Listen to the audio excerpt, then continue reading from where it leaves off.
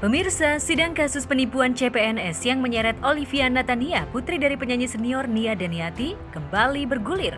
Sidang yang digelar di Pengadilan Negeri Jakarta Selatan tersebut beragendakan pembacaan pledoi dari Olivia. Saat menyampaikan pledoi atau nota pembelaannya, Olivia menangis dalam persidangan. Dalam sidang tersebut, Olivia dihadirkan secara virtual. Olivia membacakan nota pembelaan dari rumah tahanan Polda Metro Jaya.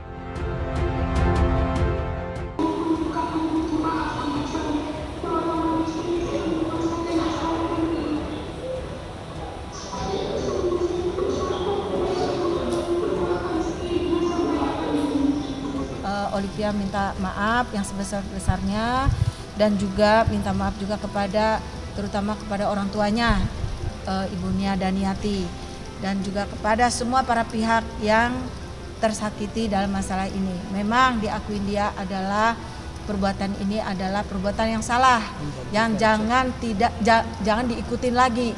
Dan ini dia akuin, dia minta maaf yang sebesar-besarnya. Jadi intinya dia hanya mengatakan seperti itu. Dalam nota pembelaan, Olivia mengaku bersalah atas perbuatannya. Ia meminta maaf atas apa yang dilakukannya. Olivia juga berjanji tidak akan mengulangi perbuatannya. Olivia pun berharap bisa diputus bebas oleh Pengadilan Negeri Jakarta Selatan. Olivia tidak lagi memberikan janji-janji kepada orang-orang untuk masuk CPNS. Itu janji dia. Oh, dia tidak lagi mau bilang, oh saya bisa bantu CPNS, nggak mau lagi. Jadi ya itu intinya ya.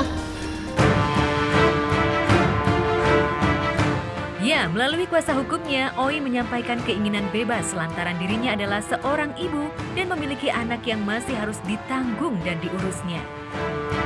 Iyalah, ya namanya seorang ibu kan, ibu anaknya perlulah ya, perlu kasih sayang, perlu perhatian, pendidikan.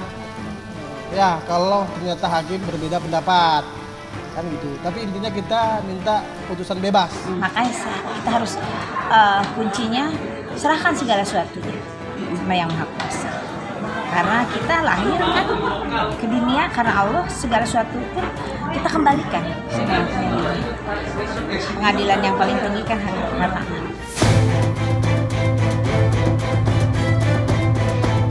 Ya, kuasa hukum Olivia juga menilai kesalahan yang dilakukan kliennya tidak terpenuhi. Terlebih sebelumnya, Olivia juga sempat mengembalikan uang ganti rugi milik beberapa korban. Justru kalau kita hitung dari dakwaan jaksa, dihitung satu persatu itu totalnya 300 juta. Malah dakwaan jaksa itu nulisnya 615. Ketika kita menghitung satu persatu sampai 11, itu 300 juta. Jadi ada satu orang itu tidak menyetor, tapi dihitung di situ 15 juta. Nah itu kan udah salah dong. Orang nggak nyetor kok dihitung. Siapapun juga nggak mau bayar. Kamu mau nggak bayar? Nggak pernah setor kok disuruh bayar, ya kan? Nah ini ada satu kesalahan di situ. Ya itu kan kewenangan penyidik, dia yang mau disidik berapa, apakah seluruhnya 225 atau tidak. Yang jelas pada saat yang diperiksa itu kurang lebih 19 korban. Mungkin menurut penyidik dari 19 korban itu saja sudah bisa membuktikan kesalahan Olivia. Jadi makanya tidak semua, jadi sampel seperti itu. Terkait pernyataan atau rumor perihal ada 5 orang yang meninggal dunia lantaran kasus ini, pihak Olivia memastikan kabar tersebut tidak benar. Gak ada yang meninggal, katanya guru. Kita cari, tanya sama gurunya Pak, Ibu siapa tadi? Itu gak ada katanya yang meninggal. Salah besar, saya sampaikan sekali lagi. Saya sampaikan pada saat salah satu yang meninggal itu adalah sahabat saya, merupakan gurunya Olivia selama waktu dia di SMA. Pada saat saya dikonfrontasi 19 November, saya ketemu di situ ada kuasa hukumnya, salah satunya Ibu Susan. Ya di situ saya menyampaikan, Oi, hari ini adalah 7 hari meninggalnya wali kelas kamu. Kamu ingat inisialnya AM.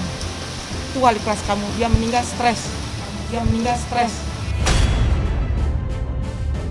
Lagi nggak ada korelasinya meninggal dengan ini juga nggak ada lah korelasinya ya. Ya sedangkan ibu yang meninggal itu kan nggak ada di sini. Makanya pernah dihadirkan sini kan nggak ada. Walaupun umur urusan Yang Maha Kuasa, tapi ada sebab musabab.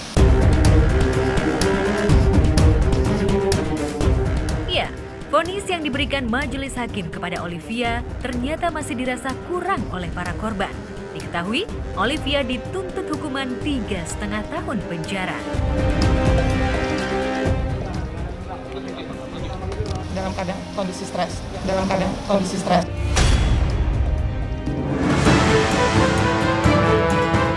Tak hanya itu, Agustina sebagai salah satu korban juga mengeluhkan proses persidangan Olivia yang dirasa tidak adil.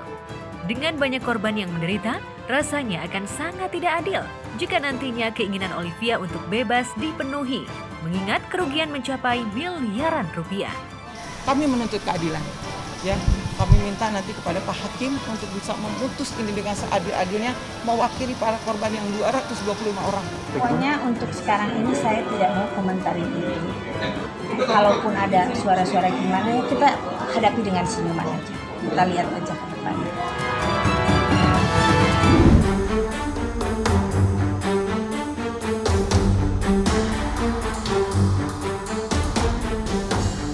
Komedian Sesar Aditya kabarnya digugat cerai oleh istri keduanya Almaratu Intan. Kabar itu pertama kali mencuat di media sosial, namun baik Sesar maupun Intan seolah belum siap mengklarifikasi kabar miring itu di depan awak media. Namun ketika tim MNC Media menghubungi Indadari Mindrayanti, mantan istri Sesar, diperoleh fakta bahwa Sesar dan Intan sudah pisah rumah. Menurut Indadari, ia mendengar langsung pengakuan Intan yang menyebut bahwa rumah tangganya dengan Sesar memang tengah berada di ambang perceraian.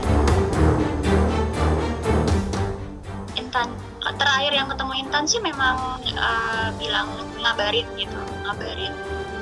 udah pisah gitu. Sebelumnya pas lagi masih belum pisah sih memang nggak pernah ketemu, tapi setelah pisah Intan ketemu sama Intan gitu, ngabarin udah pisah gitu sih, qadarullah. Nah kalau nanyain kenapa pisahnya, aku nggak berani bicara karena itu kayak ranah pribadi ya, takut salah bicara, jadi mendingan tanya sama Intannya aja gitu, karena aku nggak berani untuk ngomong kenapa pisahnya.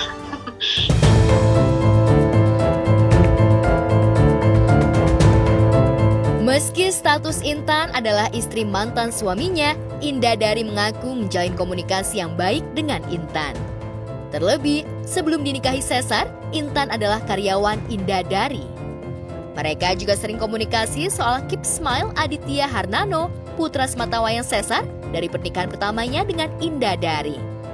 Meski tak sering bertemu, sekali ketemu Intan bisa curhat panjang lebar kepada Indadari.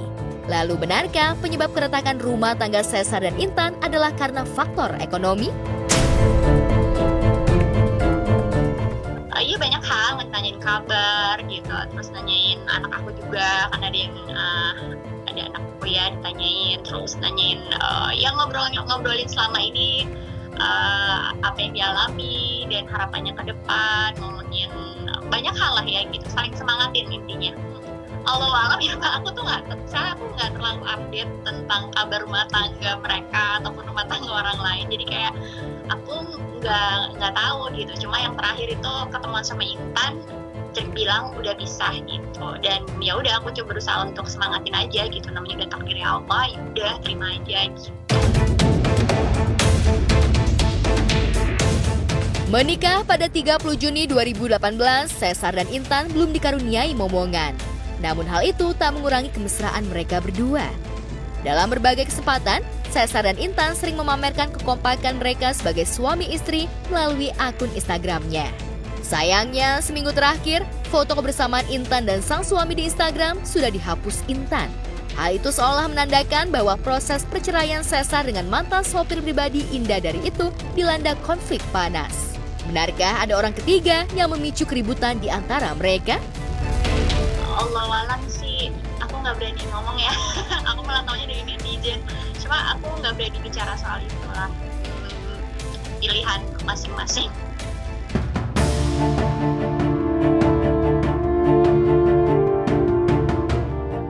Sebagai teman dan mantan bos, Indadari berharap Intan bisa menyelesaikan masalahnya dengan Sesar secara baik-baik tanpa menjadi konsumsi publik. Mantan istri Lucky Hakim itu juga berharap Sesar bisa belajar dari kesalahan di masa lalu. Jika saat menjadi suami Indadari, Sesar kurang gercep menyambut peluang ekonomi di luar dunia hiburan, bagaimana sekarang? Benarkah Intan tak rela suaminya kembali mengais rezeki di dunia hiburan?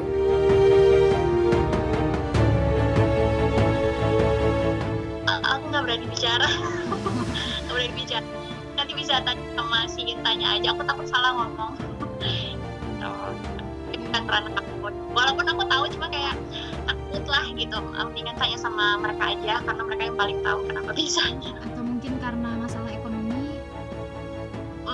Enggak sih ya, yang jelas bukan karena ekonomi. Aku rasa bukan karena ekonomi, karena setahu aku Intan juga wanita tangguh ya gitu.